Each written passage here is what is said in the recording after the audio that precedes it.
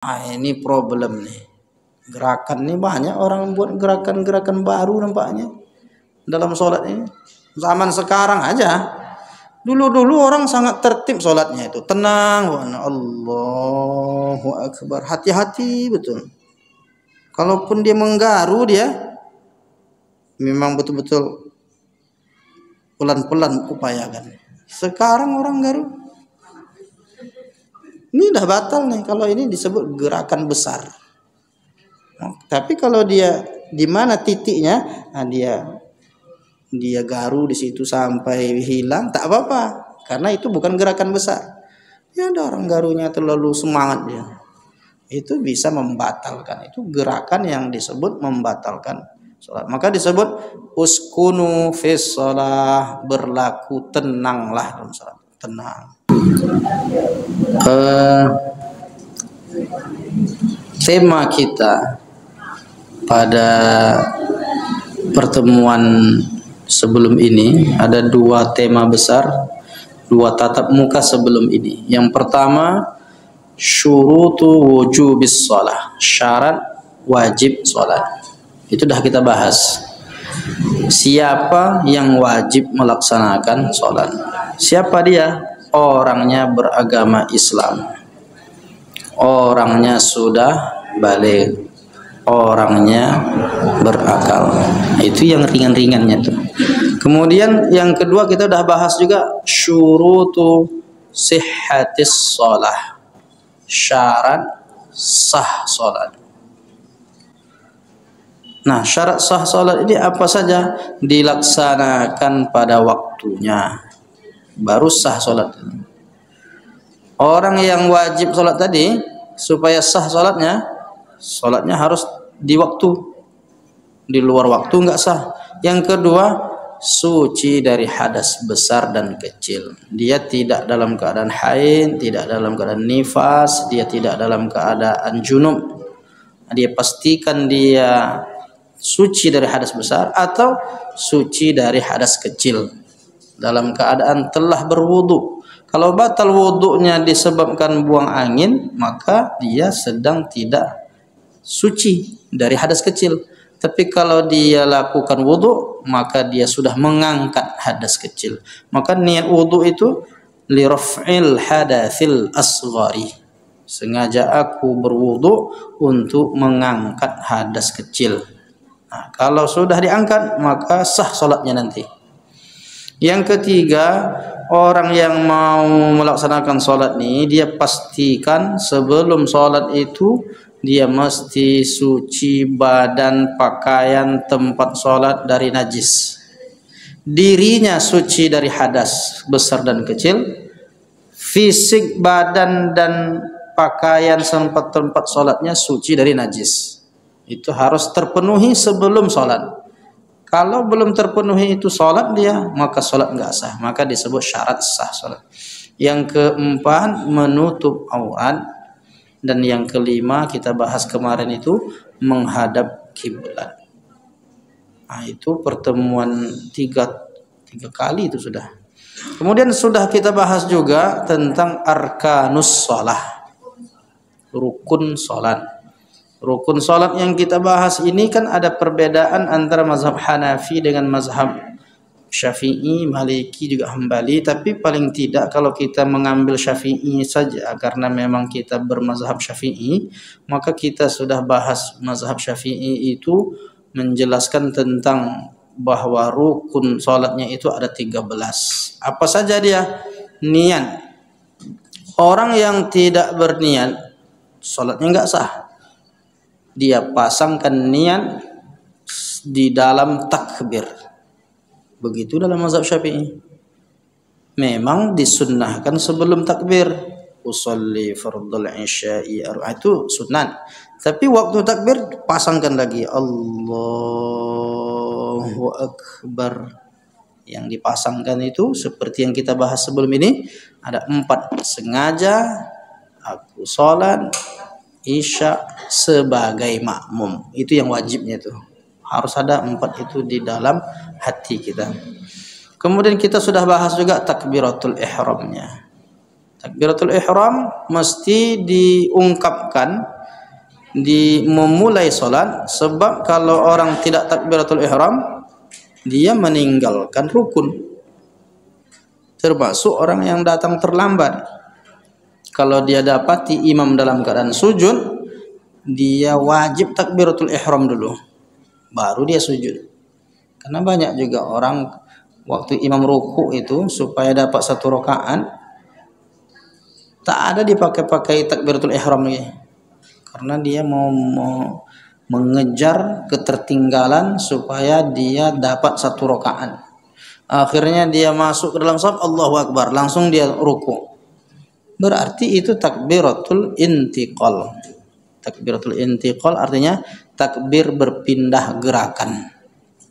Sementara rukun salat itu takbiratul ihram. Takbiratul intiqal enggak rukun. Coba lihat nanti yang 13 nih. Enggak ada takbiratul intiqal, enggak ada. Yang menjadi rukun itu takbiratul ihram. Nah, itu yang penting untuk diingat-ingat, jangan sampai salat tidak takbiratul ihram. Kalau bagi orang yang sejak awal salat normal, mesti dia biasa. Nah, orang yang masbuk ini, kadang-kadang dia dapati imam ruku atau sujud, dia langsung sujud aja, nggak pakai takbiratul ihram. Pun kalau takbir, ternyata bukan takbiratul ihram, takbiratul intiqal rupanya.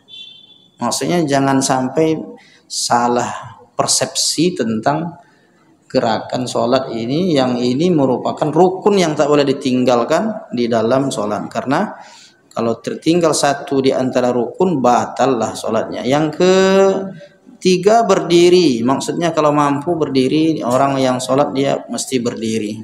Maka orang yang sholat di pesawat itu tidak memenuhi rukun. Sebetulnya dia sehat bisa berdiri, cuma di pesawat. Nah, jadi gimana jadinya? Ini diulang sholatnya. Maka disebut sholat menghormati waktu. Nah, kita bahas kemarin ini. Kemudian Al-Fatihah. Al-Fatihah tidak bisa ditinggal dalam sholat, karena dia rukun sholat. La sholata liman lam yaqra' bi Fatihatil kitab. Kecuali, ada kecualinya. Bagi orang yang memang datangnya terlambat, tak sempat dia baca Al-Fatihah. Saat imam selesai baca ayat, dia pun ruku, dia pun takbiratul ihram dan kemudian ruku, maka dia tak sempat lagi untuk baca Al-Fatihah. Nah, kasus yang seperti ini ada hadis khususnya yang menjadi pengecualian. Kata Nabi, fa idza adraktumur raka'ah faqad adrakas shalah. Kalau engkau temukan imam dalam keadaan ruku, lalu engkau ikut ruku, maka sudah dapat satu rakaat walaupun tak sempat baca Al-Fatihah. Kemudian kita dah bahas ruku'nya, i'tidalnya, sujudnya. Ini tidak kita ulas lagi karena sudah kita bahas.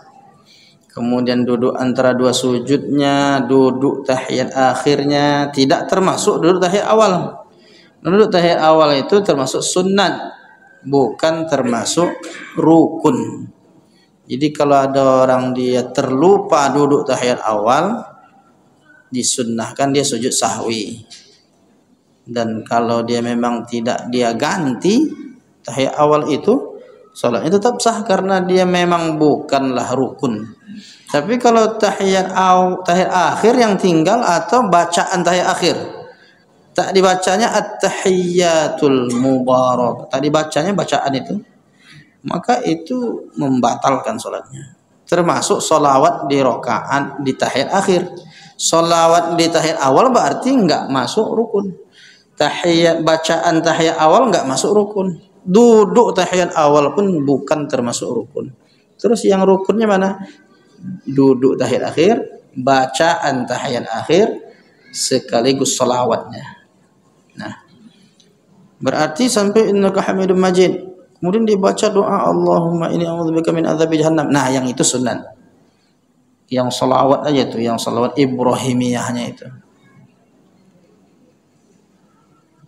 Kemudian salam. Salam ini pun yang rukun tuh yang salam kanan aja. Adapun salam kiri itu sesungguhnya adalah sunnah.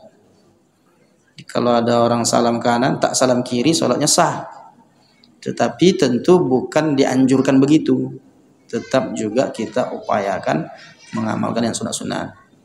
Ini artinya batasan-batasan yang disebut rukun, yang kalau sudah terpenuhi rukun sah, tinggal rukun batal. Kalau sunat tinggal nggak batal. Kalau rukun yang tinggal batal sholatnya. Nah, inilah yang ke-12. Yang ke-13-nya tertib.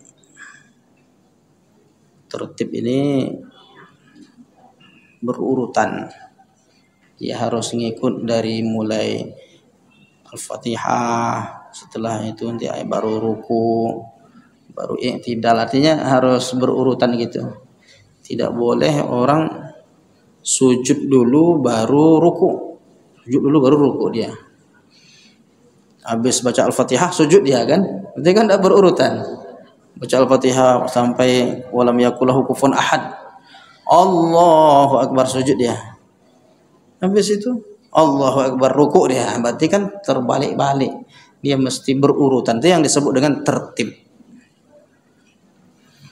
Selesai pembahasan kita pada pertemuan yang lalu. Nah, kemudian sebelum kita masuk, ini ada hubungannya dengan materi yang kita bahas ini adalah hal-hal yang membatalkan sholat. Jadi udah 4 materi besar ini.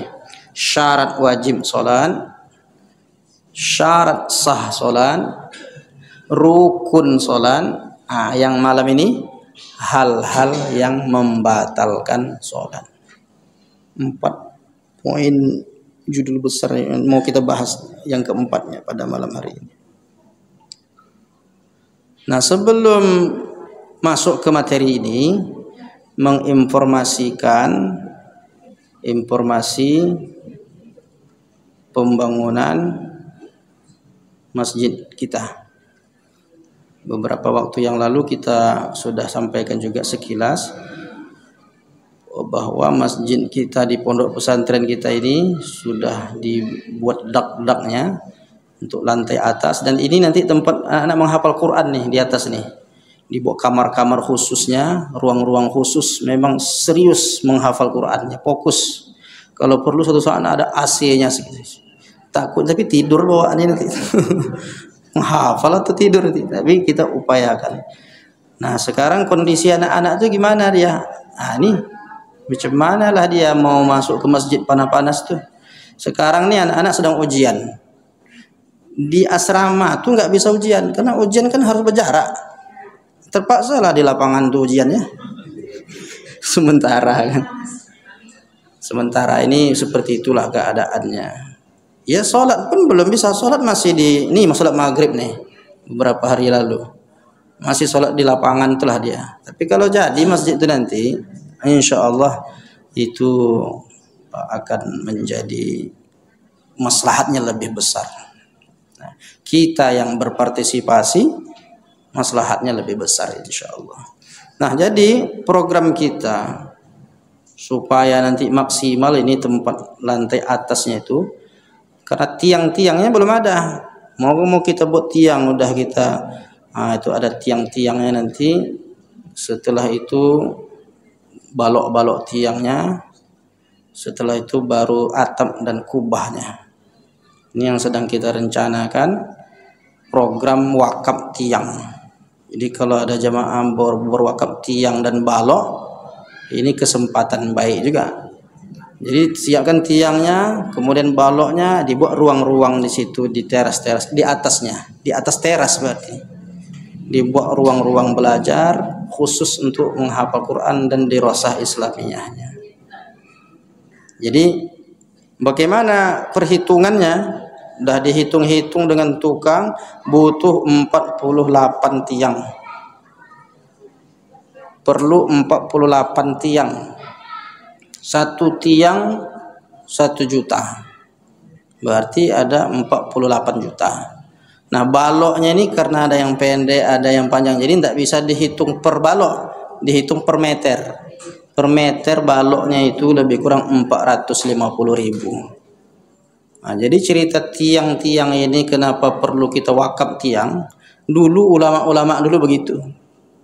Itu di Masjid Demak itu, Yang ini tiang Sunan Kalijaga, yang ini yang tiang satu lagi Sunan Muria.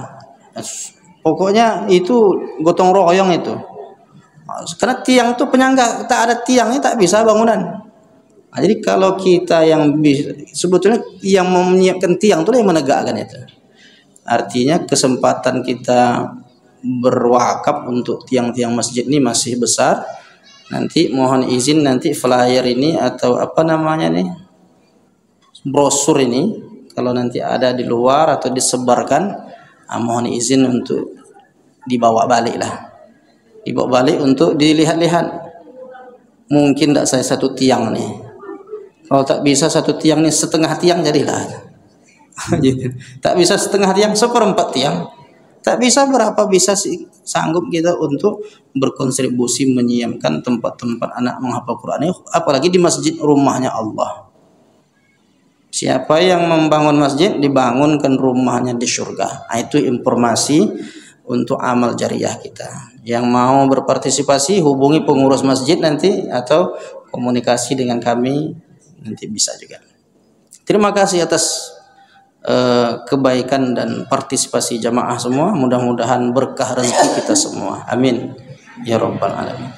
Sekarang kita masuk ke pembahasan tentang apa tadi Bapak Ibu? Hal-hal yang membatalkan sholat. Nah, apa saja hal-hal yang membatalkan sholat itu? Satu, makan dan minum dengan sengaja. Oh, jadi kalau tak sengaja, macam mana makan minum tak sengaja? Tetelan. Nah, jadi kata Nabi dalam hadis riwayat Abdullah bin Mas'ud, inna fis salati lasyughla. Sesungguhnya dalam salat itu ada kesibukan tertentu. Kesibukan dalam salat itu sudah ditentukan. Melafazkan bacaan-bacaan salat, ada ruku, sujud, i'tidal, enggak ada di situ aktivitas makan. Maka dalil ini menjadi penting untuk dimasukkan dalam bab tidak boleh makan dan minum. Nah, itu juga lah sebabnya mengapa disebut takbiratul ihram. Ihram itu kan haram artinya. Ihram itu ahrama yuhrimu, mengharamkan. Orang yang menggunakan pakaian ihram, orang yang berihram sejak dia berniat, maka berlaku larangan. Sebelumnya boleh dia motong kuku, motong rambut, sekarang dilarang. Begitu juga takbiratul ihram. Orang sebelum sholat dia boleh minum. Sebelum sholat boleh minum. Makan boleh, tertawa boleh. Tapi setelah takbiratul ihram berlaku larangan minum. Nah, maka disebutlah salah satu yang membatalkan sholat itu adalah makan dan minum. Apalagi disiapkan sebelah tempat sholat itu minuman kan, agak batuk sedikit, minum dulu, batal sholat sengaja minum. Yang tak sengaja apa? Mungkin tetelan air liurnya. Nah, tak sengaja macam mana? Jadi maksudnya di sini sengaja itu memang direncanakan. Dia makan dan minum, maka batallah sholatnya. Satu. Yang kedua, berbicara dengan sengaja. Memang ada berbicara tak sengaja. Berbicara ini kan kalamun nas, ucapan manusia. Dulu rupanya Nabi, sahabat-sahabat itu waktu sholat tuh ngobrol. Pernah dulu. Maka diriwayatkan dalam Sahih Bukhari Muslim dari riwayat Zaid bin Arqam, kunna natakallamu fis shalah yukallimu ar-rajul sahibahu wa huwa, disebutkan di sini bahwa kami dulu berbicara waktu salat. Salah seorang di antara kami berbicara dengan kawannya yang berada di sampingnya. Sampailah turun ayat hatta nazalat wa qumu lillahi qanitin. Laksanakanlah salat itu dengan khusyuk. Berdirilah kamu melaksanakan salat dengan khusyuk. Lalu setelah turun 238 itu fa umirna bis sukut wa nuhina 'anil kalam. Sejak saat itu kami diperintahkan Nabi supaya diam, nggak usah ngobrol-ngobrol perkara manusia, dan kami dilarang berbicara, nggak boleh ngobrol lagi. Dulu rupanya pernah sahabat tuh begitu. Tapi jangan enaklah dulu ya. Dulu waktu sholat bisa ngobrol, sekarang dah tak bisa. Tak begitu juga. Itu kan proses tasyri', pensyariatan. Masanya dulu pernah tapi sudah dilarang, maka tak boleh lagi. Sejak tak boleh itu sampai sekarang tetap tidak boleh berbicara. Kalau berbicara maka sholatnya menjadi batal.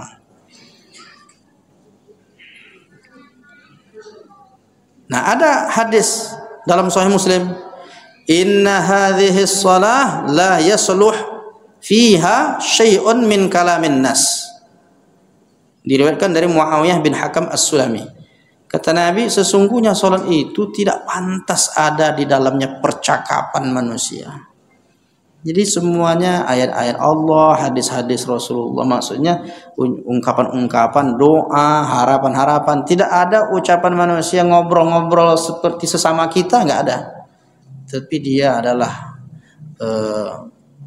tahmid, tasbih, zikir-zikir, ayat-ayat. Nah, itulah dia isi bacaan di dalam sholat. Tidak boleh dan tidak pantas kata Nabi, meskipun sedikit. Maka dalam bab ini dipastikan kita kalau sholat jangan ada ucapan-ucapan selain bacaan sholat. Kalau terucap kita bacaan yang bukan bacaan sholat, itu bisa batal sholat. Andai kita mengucapkan saya, langsung batal sholatnya. Baru dua kata, dua kali. Jadi apalagi sampai beberapa kata. Satu kata saya aja, saya makan, atau saya pergi misalnya, atau apalah kalimat yang bukan bahasa Arab. Ada pengecualian kalau kalimat yang diungkapkan itu tidak sengaja, tetapi dia masih berbahasa Arab. Di situ ada ikhtilafnya. Ya, ulama mengatakan andai orang udah refleks dia, andai, ini kan berandai, dia dah biasa kalau ada orang bersin tuh dia refleks menyebut yarhamukallah. Kawan ini bersin refleks juga nyebut alhamdulillah. Kan memang begitu kata Nabi. Apabila seseorang bersin, hendaklah dia menyebut alhamdulillah, dan orang yang mendengarkannya hendaklah dia mendoakan yarhamukallah. Bersin Hashim katanya alhamdulillah. Itu kan masih bahasa Arab tuh. Kawannya refleks yarhamukallah. Dibalasnya yahdikumullah. Membalaslah dia dalam sholat. Apakah sholatnya batal? Selagi dia masih berbahasa Arab dan apalagi mengandung doa, kan doa tuh yarhamukallah. Sebahagian ulama mengatakan kalau konteksnya seperti itu memang tidak sengaja juga, dia tidak merencanakan, tapi karena dah terbiasa ungkapan-ungkapan yang baik. Bahkan yang kita khawatirkan tuh terbiasa mencarut-carut. Pas di sholat terjadi sesuatu mencarut dia, habislah, sudah batal sholatnya. Nah, ini poin kedua. Yang ketiga, apa hal yang membatalkan sholat? Meninggalkan salah satu rukun atau syarat sholat. Yang kita bahas sebelumnya, rukun sholat yang 13 tuh, tinggal salah satu dari yang 13 itu, batal sholat. Atau tidak terpenuhi syarat. Apa syaratnya kemarin tuh, syarat sah sholat tuh? Masuk waktunya, ya, suci dari hadas besar kecil, tak terpenuhi ya sholat dia tak sah, sholatnya batal, sholatnya. Jadi sebetulnya sederhananya ada ulama mengatakan ini, apa yang dimaksud dengan hal-hal yang membatalkan sholat? Kan judulnya hal-hal yang membatalkan sholat. Apa maksud dari hal-hal yang membatalkan sholat? Jawabannya ini, hal-hal yang membatalkan sholat adalah hal-hal yang tidak terpenuhi dari rukun dan syarat sholat. Orang yang tidak memenuhi rukun, salah satu dari rukun atau salah satu dari syarat sholat, baik syarat wajib maupun syarat sah. Kalau cuma sekedar itu udah selesai kajiannya nih. Apa judulnya malam ini di Masjid Nurul Yakin? Hal-hal yang membatalkan sholat. Apa maksudnya itu? Hal-hal yang tidak terpenuhi pada rukun sholat atau syarat sholat, baik syarat sah sholat maupun syarat wajib sholat. Kalau udah ngaji kan paham ya. Tapi kalau maksud syarat wajib itu apa pula katanya? Maksud syarat sah itu seperti apa pula? Makanya kalau kita sudah sampai pemahaman ini, kita pun dah tahu nih, tergambar lah paling tidak. Oh, ini berarti selagi tidak terpenuhi rukun, tak terpenuhi syarat, maka sholat yang dilakukan itu tidak sah. Bahkan salah satu rukun itu yang include di dalam ruku, i'tidal, sujud, itu yang disebut dengan tuma'ninah. Yang hadisnya panjang tapi ini cuplikannya. Waktu Nabi masuk ke masjid, datang seseorang, sholat dia, lalu kata Nabi, irji, setelah sholat, ulang sholatmu, engkau belum sholat. Diulangnya lagi 2 kali. Irji, ulang lagi, engkau belum sholat. Ulang sampai 3 kali. Ulangi lagi sholatmu, engkau belum sholat. Lalu apa kata sahabat ini? Ma uhsinu ghairahu. Aku tidak bisa sholat lebih baik dari sholat yang kulakukan ini. Fa'allimni, tolong ajari aku supaya sholat ini tak perlu diulang lagi. Lalu kata Nabi, kalau engkau mau laksanakan sholat, maka caranya adalah engkau begini-begini, berniat, bertakbiratul ihram, baca Al-Fatihah, baca ayat. Kemudian rukuklah engkau sampai rukukmu dalam keadaan tuma'ninah. Mengapa sahabat ini disuruh ulang sholatnya? Dia enggak tuma'ninah. Allahu Akbar, sami Allah, enggak sempat diam sejenak. Tuma'ninah itu kan tenang. Allahu Akbar, tuma'ninah. Seminim-minim tuma'ninah, kalau penjelasan para ulama, membaca tasbih sekali. Subhana rabbiyal azimi wa bihamdi, itu seminim-minimnya. Ini sekali tasbih pun tak sampai. Subha sami Allah. Allah bersubha sami Allah. Itu. Berarti dia enggak tuma'ninah. Nah, itu yang terjadi di masa Nabi, yang oleh Nabi, irji fasalli innaka lam tusalli fa innaka lam tusalli. Engkau belum melaksanakan salat. Jadi kalau orang meninggalkan tuma'ninah, meninggalkan rukun itu, berarti dia otomatis sudah batal salatnya. Yang keempat, banyak melakukan gerakan. Ini problem nih. Gerakan ini banyak orang buat gerakan-gerakan baru nampaknya dalam sholat ini. Zaman sekarang aja. Dulu-dulu orang sangat tertib sholatnya itu. Tenang. Allahu Akbar. Hati-hati betul. Kalaupun dia menggaru, dia memang betul-betul pelan-pelan upayakan. Sekarang orang garu. Ini udah batal nih kalau ini disebut gerakan besar. Tapi kalau dia di mana titiknya, dia garu di situ sampai hilang, tak apa-apa, karena itu bukan gerakan besar. Ya ada orang garunya terlalu semangat dia, itu bisa membatalkan. Itu gerakan yang disebut membatalkan sholat. Maka disebut uskunu fis shalah, berlaku tenanglah dalam sholat, tenang.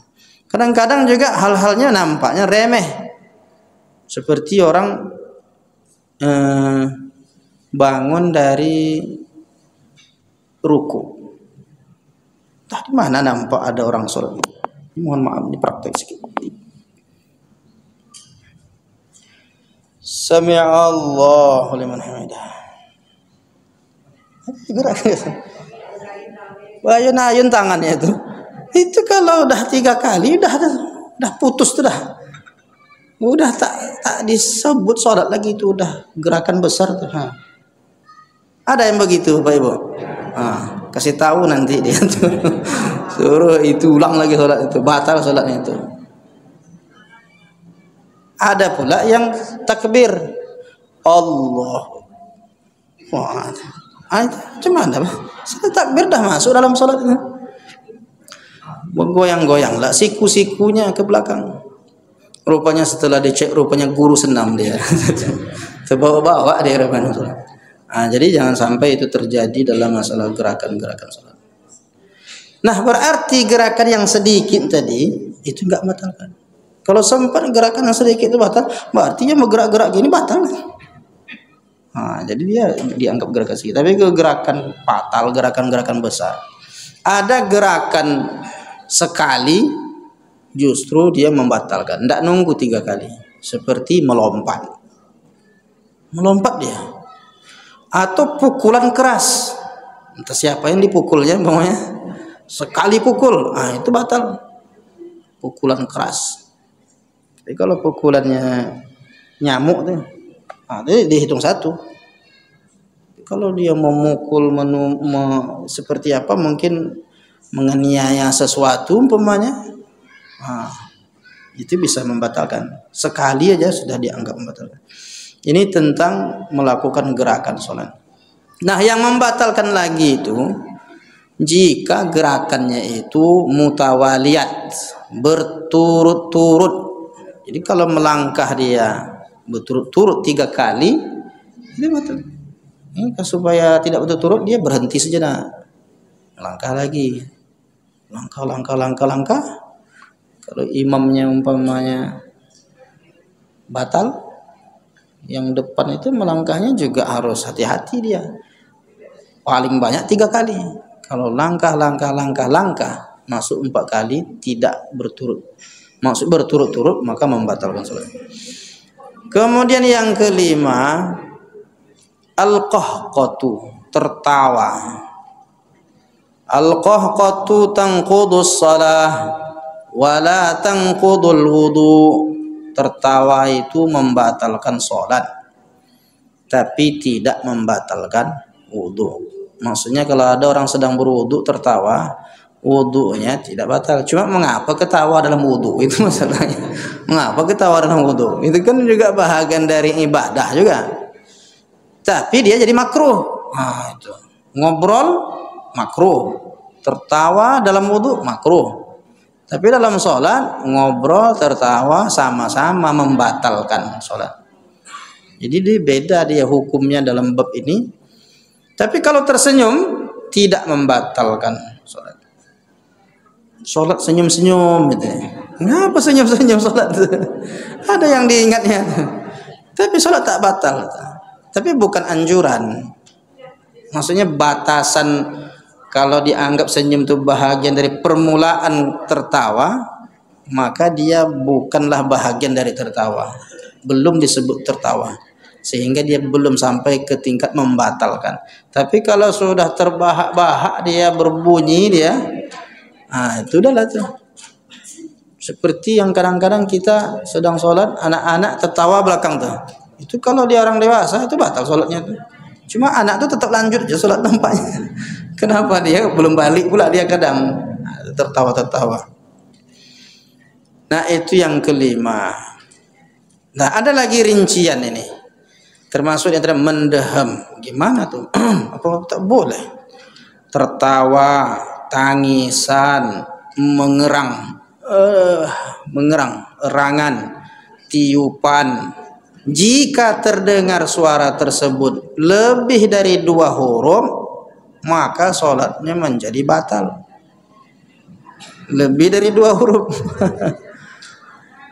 Itu penjelasan tuh. Kalau tidak sampai 2 huruf tidak batal. Hanya saja suara yang dimaksud ini sini adalah suara yang disengaja. Sengaja mendem. Tidak ada tujuannya. Kalau orang memang batuk kan dimaafkan. Kan tidak sengaja dia. Orang memang dia tidak ada masalah. Sengaja dia menangis. Itu problem.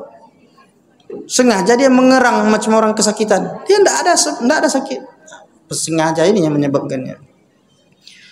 Suara-suara itu dilakukan tanpa uzur hingga membentuk kata yang terdiri dari 2 huruf atau lebih. Tapi kalau sebab menangis itu misalnya karena mendengar ayat-ayat yang dibaca imam tentang neraka, kan ada tuh imam bisa membawakan suasana itu. Saya udah berapa kali lah sholat di belakang imam yang dia bagus sekali dia membacakan ayat itu, apalagi sampai kepada ayat neraka, ayat azab itu, menangis kita dibuatnya. terisak-isak. Nah, kalau itu tidak membatalkan. Karena memang bukan kita rencanakan, memang kita terbawa suasana. Dan itu menunjukkan kelembutan hati kita. Jadi yang nangis yang mana? Nangis yang dia buat-buat, yang tak ada sebab menangis, atau nangis karena teringat film India. Itu bisa batal salat itu. Jadi tengok dulu nangisnya. Nangisnya sebab apa? Kan banyak orang nangis bahagia, ada enggak orang nangis bahagia? Jadi sekarang nangis karena apa? Dulu harus ditentukan sebab-sebabnya. Ini terkait tentang hal-hal yang membatalkan sholat. Yang kelima, sekarang yang keenam. Tidak berurutan dalam pelaksanaan sholat. Ya, maksudnya kalau zuhur habis itu asar. Ya, kalau tak berurutan batal sholatnya. Saya belum sholat zuhur, masuk waktu asar. Sholat asar, sebetulnya kan orang yang, kalau kata Nabi kan gini, man nasiya an sholatin, man nama an sholatin aw nasiyaha falyusalliha idza dzakaraha. Siapa yang tertidur atau terlupa, hendaklah dia sholat waktu dia ingat. Jadi kalau umpamanya begitu juga anjuran misalnya ketika kita jamak itu. Jadi kalau umpamanya jamak takdim itu harus sholat zuhur dulu.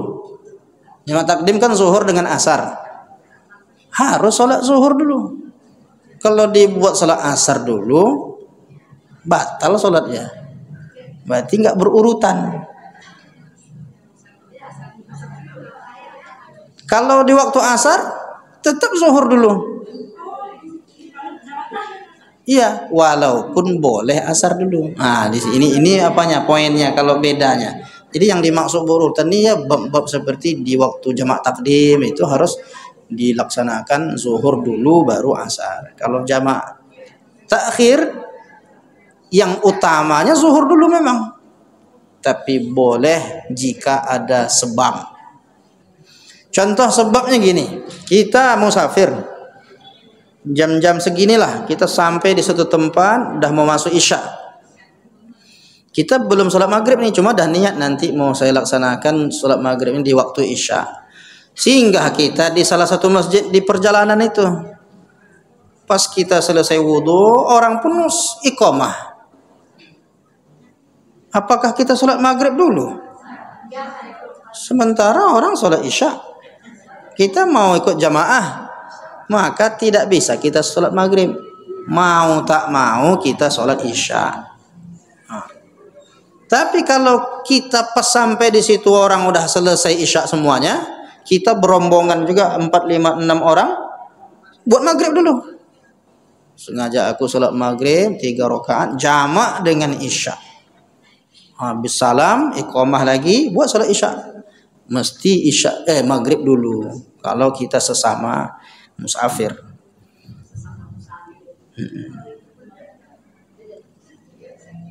Nah, kalau zuhur asar udah jelas bisa kita buat zuhur dulu. Walaupun imamnya asar, kita bisa buat zuhur dulu. Kalau kita musafir nih, zuhur kita tangguhkan, nantilah ya Allah saya mau sholat zuhurnya nanti digabung dengan waktu asar. Lalu kita sampailah di masjid, masuk waktu asar, kita jadi makmum. Kita bisa niat zuhur, karena rokaatnya sama. Yang susah tuh kan kita mau buat 3, imam buat 4. Tak mungkin kita tahiyat akhir sendiri, imam masuk rokaat keempat. Itu membedakan. Itu yang ke-6. Sekarang yang ke-7, tidak menghadap kiblat. Jadi kalau kita awalnya menghadap kiblat nih, tiba-tiba ada sebab yang kita sengaja, entah kita agak badan kita memiring, itu bisa batal salat. Termasuk salam itu, Bapak Ibu. Salam itu bisa kita batal salat kita kalau kita belum sempurna. Umpamanya ada orang salam gini, Assalamualaikum. Padahal kan dia masih salat tuh. Assalamualaikum, badannya dah menghadap ke samping. Berarti dia tidak menghadap kiblat, batal salatnya itu. Maka dipastikan waktu salam itu jangan badannya yang digerakkan ke samping, tetapi leher, wajahnya aja. Bahu ini tetap menghadap ke kiblat. Mengapa banyak orang sambil badannya dibawa? Karena sakit pinggangnya. Dibawanya ke kanan itu sambil membunyi-bunyikan pinggang. Nah, itu tak boleh itu. Batal salat 7. Sekarang yang ke-8, terbuka aurat. Terbuka aurat kecuali bila tertiup angin dan segera menutupinya. Nah, kalau umpamanya ada sebab angin, tutup cepat. Tapi udah tahu tadi angin terbuka, dibiarkan, batal ya. Jadi itu sebab batal sholat. Yang ke-9, mengalami hadas kecil dan besar. Udah jelas nih. Ini paling maklum lah kita ini. Kalau udah buang angin pasti kita sudah batal sholat. Cuma ada caranya Bapak Ibu kalau mau keluar dari shom. Kadang ada orang buang angin dia bertahan di shom. Kenapa? Takut nanti kalau keluar dihalangi orang. Ada pula orang baru dapat hadis, kalau ada orang lewatmu engkau halangi kan, falyadfa'hu. Kalau ada orang lewat depanmu engkau halangi dia. Itu tak berlaku dalam sholat berjamaah. Jangan dilarang-larang pula orang yang buang angin tuh tak bisa keluar dia nanti. Asal mau mana mau keluar, asal lewat dia. Kata kawan kan. Ya saya kalau payah betul salami aja dia. Mohon maaf Pak ya, mohon maaf ya. Aku ini dah buang angin. Itu jadi masalah juga itu. Jadi itu maksudnya kalau ada orang sholat sunnah lewat kawannya di depan tempat sujud, itu dihalangi dia, enggak boleh dia. Atau dia sholat masbuk di situ. Ada kawannya lewat bisa, tapi kalau sholat berjamaah udah ramai-ramai begitu, itu enggak perlu dilarangi, bahkan dihalangi, bahkan diberi kesempatan dia untuk keluar dari shom karena dia sudah mengalami hadas. Yang ke-9, yang ke-10, tersentuh najis pada badan, pakaian atau tempat sholat. Sebelum sholat dah dipastikan, kan syarat sah sholat itu tadi, badan, pakaian, tempat sholat tidak ada najis, sudah terpenuhi. Tapi sedang sholat kejatuhan atau dikencingi kucing, kita tak bisa lah menghindar, sedang sujud lah dikencinginya. Ini batal sholat kita umpamanya. Maka yang seperti ini harus diulang lagi sholatnya, dibersihkan dulu, mandi dulu dia kalau memang iya seperti itu. Nah yang terakhir sebetulnya banyak nih. Yang terakhir berubah niat. Berubah niat itu bisa menyebabkan sholat batal. Dia seorang sholat, tiba-tiba aku tak usah sholat lah. Tak usah sholat lah aku, batal sholatnya itu. Jadi dia tidak bisa merubah niatnya. Kata Syekh Zainuddin Al-Malibari, tabutulus shalah furuduha wa nafluha. Salat menjadi batal baik salat wajib maupun salat sunat apabila berniat memutuskan salat atau menggantungkannya pada sesuatu, meskipun pada sesuatu yang mustahil menurut adan. Umpamanya dia memikirkan sesuatu yang tidak lazim. Kalau Allah itu mati, kan mustahil tuh. Kalau Allah mati, dia itu ungkapan seperti itu ya tidak sudah memutuskan. Atau aku tak butuh sholat, atau tak perlu bagiku sholat, atau apalah ungkapan yang menyebabkan sholat itu terputus niatnya, aku tak usah sholat. Apapun kalimat yang mengandung memutuskan sholat, maka kalau dia berubah niatnya tak lagi mau untuk sholat, atau dia dalam hatinya mau murtad, sedang sholat tuh aku keluar aja lah dari Islam, batal sholatnya langsung. Mana tahu ada orang berubah pikiran, diajak ya untuk keluar dari Islam, waktu sebelum sholat itu belum terpengaruh, sedang sholat pula dia memikirkan bagus juga nih, apalagi ada deal-dealnya kan. Kalau engkau keluar dari Islam, ini ada apanya nih, kelebihannya. Terbayang di dalam sholat, bagus keluar aja lah dari Islam. Nah saat dia berniat seperti itu, otomatis sholatnya menjadi batal. Itulah 11 perkara yang membatalkan sholat. Mungkin. Yang mana nih? Iya Pak, silakan. Ini tadi masalah imam pengganti imam tadi. Ya. dia tidak melaksanakan penggantian jalannya itu berhenti dulu langsung menggantikan. Nah itu bagaimana yang lain, makmum yang lain nilai sholatnya batal atau terus atau gimana? Iya. Jadi sebetulnya kan al-imamu junnah. Imam itu penanggung jawab.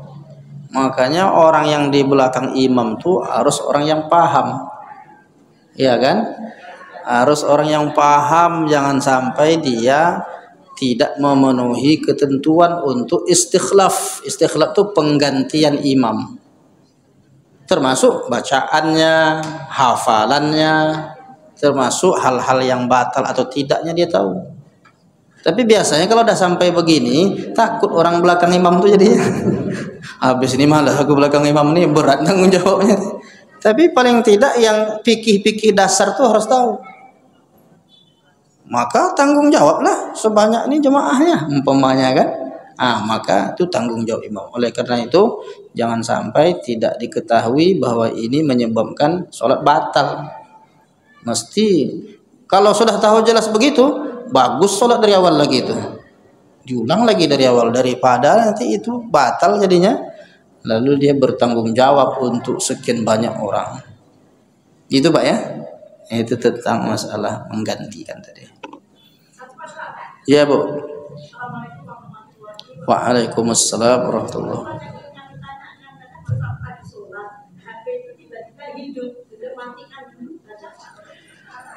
HP kalau berbunyi diambil dimatikan, boleh.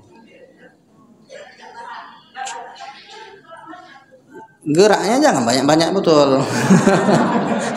Gerak ambil sekali, tahan, langsung. Jangan sempat bentar WA dulu.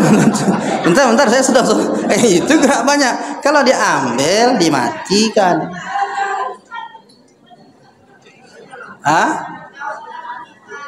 Ambil sekali, ambil 2 kali, matikan. Gerak sedikit, tak terhitung 3. Gerak sedikit. Jadi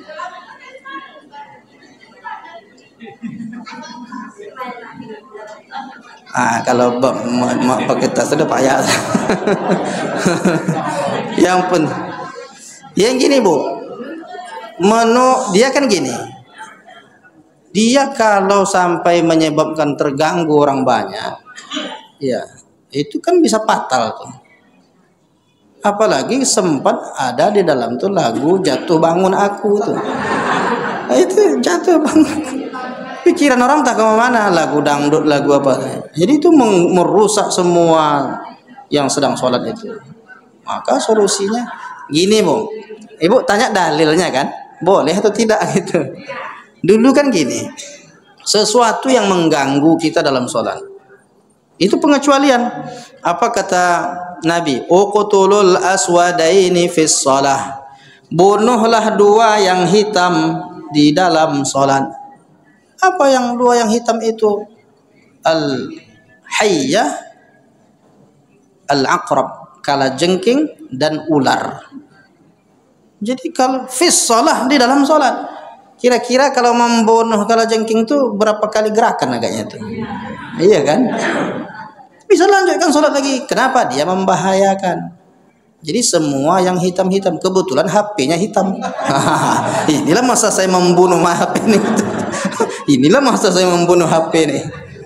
Jadi maksudnya memang ada pengecualian-pengecualian sesuatu yang mengganggu kita. Berarti kan tidak hanya kalajengking dan ular. Semua hal-hal yang mengganggu. Kalau ada lewat lipan, apa lipan?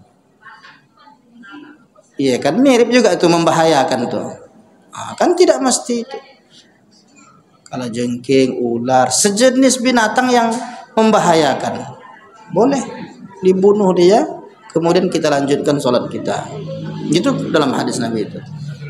Ya, gitu Bu ya.